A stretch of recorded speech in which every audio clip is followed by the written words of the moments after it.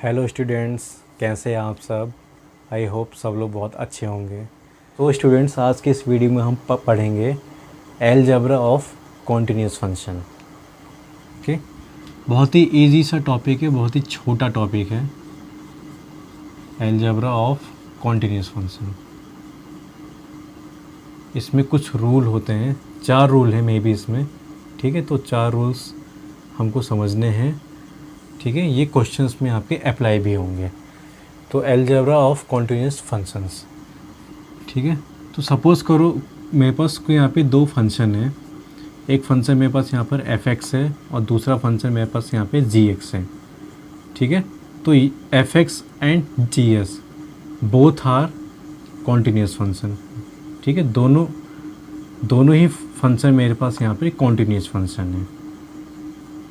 Okay, तो पहला rule ये कहता है कि अगर मैं इन दोनों फंक्शन को ऐड कर दूं, f(x) + g(x) अगर मैं इनको ऐड कर दूं तो जो मेरे को नया फंक्शन मिलेगा वो मेरे को कॉन्टिन्यूस मिलेगा। f(x) + g(x) is a continuous function. ठीक है, और वो किस पॉइंट पे मिलेगा, एट x = वो मैं भी आपको समझाता हूँ। ठीक है, सपोज़ करो ये कोई ग्राफ है ना, ये आपका कोई ग्राफ है, ये आपका कंटिन्यूस का है ग्राफ। ठीक है, अब देखो, ठीक है, तो ये देखो हर एक पॉइंट पे ये ग्राफ आपका क्या हो रहा है, कंटिन्यूस हो रहा है।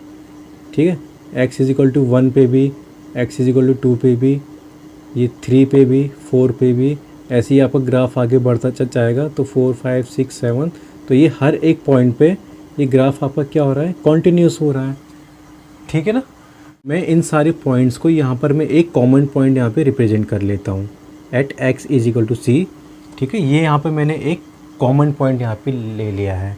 ठीक है, तो f(x) + g(x) इन दोनों का सम भी हमारा कॉन्टिन्यूस होगा एट x = c इन सारे के सारे पॉइंट्स में। ठीक है, तो सेकंड रूल यहाँ पर ये कहता है, देखो सेकंड रूल, इन दोनों फंक्शन का डिफरेंस भी हमारा कॉन्टिन्यूस होगा एट x = c। ठीक है, ये इन सारे के सारे कॉमन पॉइंट पे, ठीक है, ये हमारा फंक्शन भी कॉन्टिन्यूस होगा। थर्ड रूल ये कहता है कि इन दोनों फंक्शन का प्रोडक्ट भी कॉन्टिन्यूस होगा at x = c। Common points सबके लिए सेम रहेगा। ठीक है, क्योंकि ये ग्राफ हमारा क्या है, कॉन्टिन्यूस का है ग्राफ है। तो इस कॉन्टिन्यूस के ग्राफ में क्या, देखो हर एक पॉइंट पे क्या हो रहा है, हर एक पॉइंट पर ये मेरा ग्राफ कॉन्टिन्यूस है। ओके, तो इन सारे पॉइंट्स को मैंने यहाँ पे कॉमन पॉइंट डिनोट कर लिया है। और लास्ट रूल इसमें होता है, फोर्थ रूल, कि f(x) / g(x) इन दोनों फंक्शंस का डिवीज़न क्या होगा, कॉन्टिन्यूस होता है। ठीक है, at x = c। Okay, except किसको छोड़ के, लेकिन इसमें कंडीशन ये होती है कि gx जो है ना आपका, gx does not equal to 0। gx आपका 0 के इक्वल नहीं होना चाहिए। ठीक है, अगर ये gx आपका 0 के इक्वल हो गया तो ये आपका फंक्शन नॉट डिफाइंड बन जाएगा। ठीक है ना, अगर ये वाला gx अगर आपका 0 के इक्वल हो गया तो ये फंक्शन आपका नॉट डिफाइंड बन जाएगा। ठीक है, तो अगर नॉट डिफाइंड हो जाएगा तो ऐसा कोई केस बनता ही नहीं हमारे कंटिन्यूस होने का। ठीक है, तो ये फंक्शन मेरा कॉन्टिन्यूस होगा ही नहीं। ठीक है, अब इसमें कुछ एग्जांपल्स से हम समझ लेते हैं। देखो, जैसे कि पहला फंक्शन मेरा f(x) है, दूसरा g(x) है। ठीक है, तो एग्जांपल से मैं यहाँ पे समझ रहे हैं। देखो, पहला फंक्शन मेरा क्या हो गया, sin x, और दूसरा फंक्शन हो गया cos x। ठीक है, तो दोनों फंक्शन को मैंने यहाँ पे क्या किया, ऐड किया। ठीक है, तो ये मेरा क्या है, कॉन्टिन्यूस है, ये मेरा कॉन्टिन्यूस फंक्शन मिल रहा है। ओके, f(x) मेरा क्या है, sin x है, g(x) मेरा cos x है। जब दोनों को मैंने ऐड किया तो यहाँ पर मेरे को कॉन्टिन्यूस फंक्शन मिल रहा है। सिमिलरली, अब इन दोनों फंक्शन को अगर मैं माइनस करूँगा तो भी मेरे को कॉन्टिन्यूस मिलेगा। ओके, अब इन दोनों फंक्शन को अगर मैं मल्टीप्लाई करूँगा, sin x × cos x, तो भी ये मेरे को फंक्शन कॉन्टिन्यूस मिलेगा। लास्ट रूल बहुत ही इंपॉर्टेंट है रूल। अब अगर इन दोनों फंक्शन को मैं डिवाइड कर रहा हूँ ना, तो sign x upon cos x ये मेरा क्या होता है, टेन एक्स से। ठीक है, अब आप कहोगे कि टेन एक्स का तो ग्राफ नॉन कंटिन्यूस होता है। जी हाँ, बिल्कुल होता है, लेकिन उसकी भी एक कंडीशन होती है।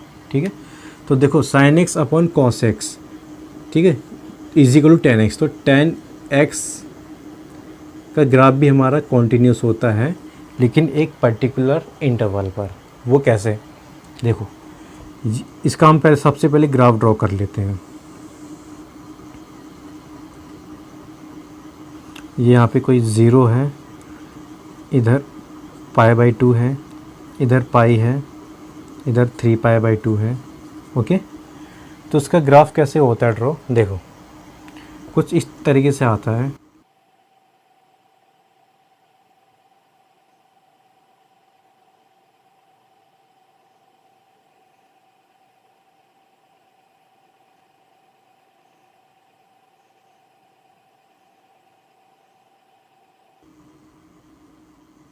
ओके, तो 10s का ग्राफ कुछ इस तरीके से ड्रॉ होता है।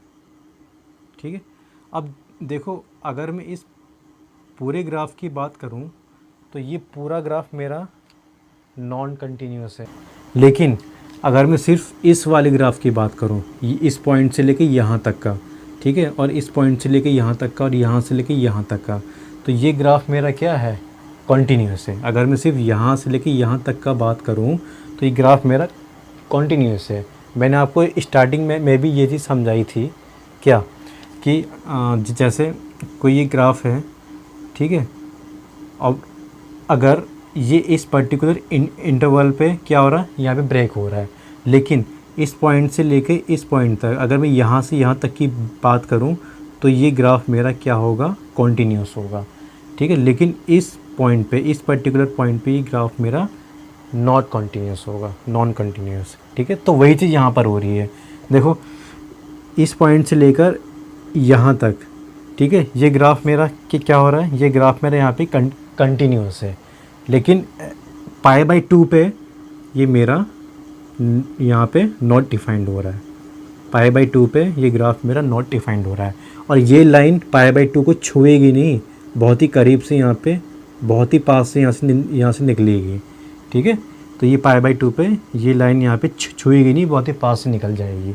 ओके, और ऐसे ही इस पॉइंट से लेके इस पॉइंट तक ये मेरा ग्राफ क्या रहेगा, कॉन्टीन्यूस रहेगा, लेकिन पाई पे ये मेरा नॉट डिफाइंड रहेगा। ऐसे ही ये ग्राफ मेरा यहाँ से लेके यहाँ तक का कॉन्टीन्यूस रहेगा, लेकिन 3 पाई/2 पे नॉट डिफाइंड रहेगा। 10x मेरा यहाँ पे नॉट डिफाइंड हो रहा है, किसकी वजह से, इस cos x की वजह से।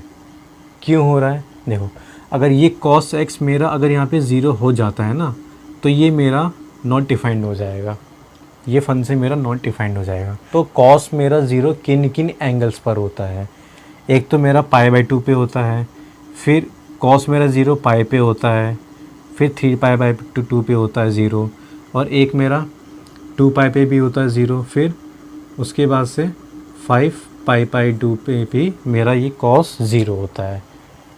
ठीक है ना, इसका मतलब क्या है, at x is equal to 2n+1 पाई/2, x is not equal to 2n+1 पाई/2।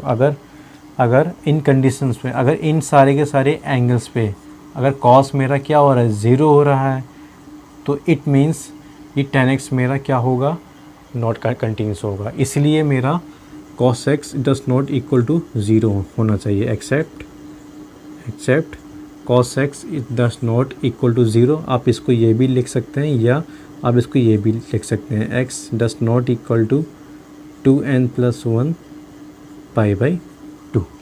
ओके, ये दोनों ही आपका कंडीशन यहाँ पे लिख सकते हैं। ठीक है, तो आपको समझ में आ गया ना कि sine x upon cos x is equal to 10x, ये आपका कंटिन्यूस होता है। ठीक है, ये आपका ग्राफ आपका कंटिन्यूस होता है। किन किन इंटरवल्स पे कंटिन्यूस होता है, यहाँ से लेके यहाँ तक का, लेकिन नॉट डिफाइंड होगा पाई/2 पे। फिर आपका ये 10x यहाँ से लेके यहाँ तक का आपका कॉन्टीन्यूस होगा, लेकिन नॉन कंटिन्यूस होगा पाई पे। और ऐसे ही यहाँ से लेके यहाँ तक का आपका कंटिन्यूस होगा 10x, लेकिन नॉन कंटिन्यूस होगा 3π/2 पे। ऐसे ही नॉन कंटिन्यूस होगा 2π पे, और ऐसे ही नॉन कंटिन्यूस होगा 5π/2 पे। ऐसा क्यों? क्योंकि कॉस की वैल्यू π/2, पाई, 3π/2, 2π और 5π/2 पे कॉस की वैल्यू 0 होती है।